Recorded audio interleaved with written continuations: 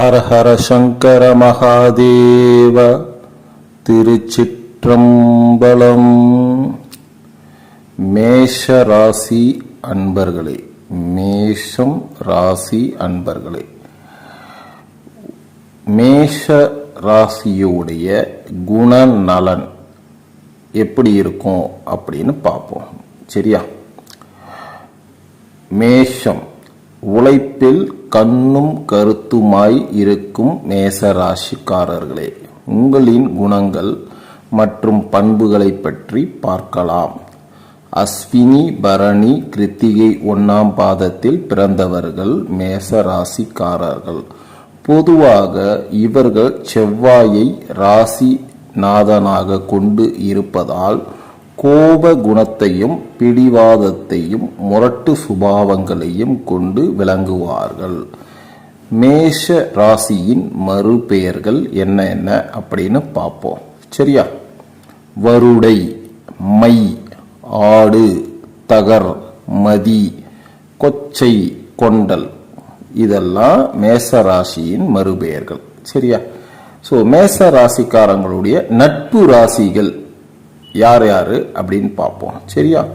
மேஷ ராசிக்காரர்களுடைய நட்பா ரொம்ப க்ளோஸா இருக்கிற நண்பர்களுடைய ராசி எப்படியா இருக்கும் அப்படின்னு பார்ப்போம். சரியா?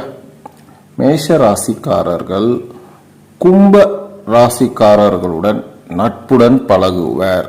இது தவிர சிம்மம், தனுசு, மிதுனம் ராசிக்காரர்களும் மிகச்சிறந்த நண்பர்களாக இருப்பர். திரும்பவும் சொல்றேன், மேச ராசிக்காரர்களுக்கு கும்ப ராசிக்காரர்களுடன் மிகுந்த நட்புடன் பழகுவர். இது தவிர சிம்மம், தனுசு, மிதுனம் ராசிக்காரர்களும் மிகச்சிறந்த நண்பர்களாக விளங்குவர். சரியா? குணம், இவருடைய குணம் எப்படி இருக்கும் அப்படின்னு பார்ப்போம்.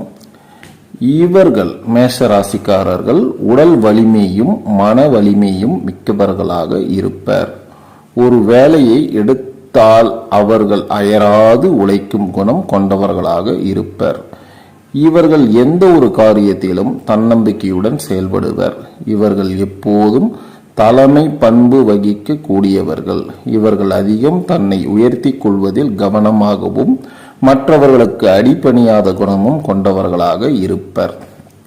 இவர்கள் கடந்த காலத்தை பற்றி நினைக்காமல் எதிர்காலத்தை பற்றி சிந்தித்து செயலாற்றும் திறன் கொண்டவர்களாக இருப்பர். இவர்கள் காதலில் நாயகனாக திகழ்வர்.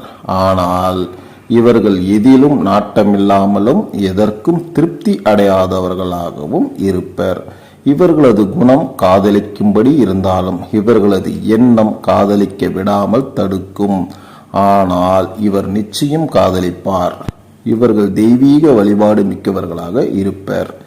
யாராலும் முடியாத காரியம், செயல்கள் இவற்றை செய்து முடித்து பெயர் எடுப்பதே இவர்களுக்கு பிடித்தமானது. காவல்துறை, இராணுவம், விஞ்ஞானம், மின்சாரம் மற்றும் வரி தொடர்பான பணிகளில் பணியாற்றுவது சிறப்பானது. மேசராசிக்காரர்கள் பொதுவாக நேர்மையானவர்கள். இவர்கள் மற்றவர்களுக்கு உதவி செய்வதில் அதிக ஈடுபாடுடன் இருப்பர்.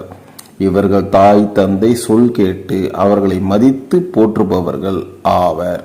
இவர்கள் வீண் பழி சொற்களுக்கு செவி சாய்க்க மாட்டார்கள்.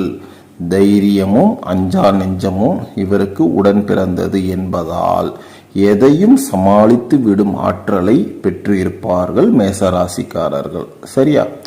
மேஷ ராசியில் பிறந்தவர்களுக்கு தேவைக்கேற்ற பண வசதிகள் ஏற்பட்டாலும் சேமிக்கும் அளவிற்கு வருவாய் இருக்காது. தானம் தர்மம் செய்யும் குணம் கொண்டவர் என்பதால் பிறர் இவர்களை எளிதில் ஏமாற்றி காரியத்தை சாதித்துக் கொள்வார்கள். இவர்களுக்கு பிறக்கும் பிள்ளைகள் நல்ல குணம் படைத்தவர்களாகவும் புகழ் கௌரவம் உயர பெற்றவர்களாகவும் இருப்பார்கள். இவர்கள் குடும்பத்திற்காக அதிக உழைக்கும் உள்ளம் கொண்டவர்களாக இருப்பர். சரியா? இது வரைக்கும் நம்ம சொன்னது யாருக்கு? மேஷ ராசிக்காரர்களுக்கு. சரியா? மேஷ ராசிக்கு அதிர்ஷ்டம் தரக்கூடியவை என்னென்னு பார்ப்போம். ஸோ மேச ராசிக்காரர்களுக்கு நிறம் சிவப்பு. சரியா? நிறம்னு பார்த்தீங்கன்னா சிவப்பு. கடவுள் அப்படின்னு பார்த்தீங்கன்னா முருக கடவுள் தான் மேஷராசிக்காரர்களுக்கு சிறப்பு. ஸோ வாரத்தில் எந்த தினம் மேசக்கார அவங்களுக்கெல்லாம் உகந்த தினம் அப்படின்னு பார்த்தீங்கன்னா வியாழக்கிழமை. அதாவது மேசராசிக்காரர்களுக்கு உகந்த தினம் அப்படின்னு வாரத்தில் எந்த நாள்னு பார்த்தீங்கன்னா வியாழக்கிழமை. அவர்களுக்கான ராசி எண் என்னதுன்னு பார்த்தீங்கன்னா 9. மேச ராசிக்காரர்களுக்கு ராசி எண் அப்படின்னு என்னன்னு பார்த்தீங்கன்னா 9. சரியா?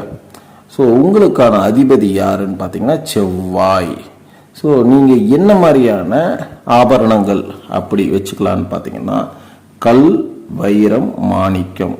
ஸோ இது எல்லாமே உங்களுக்கு உகந்ததாக இருக்கும்.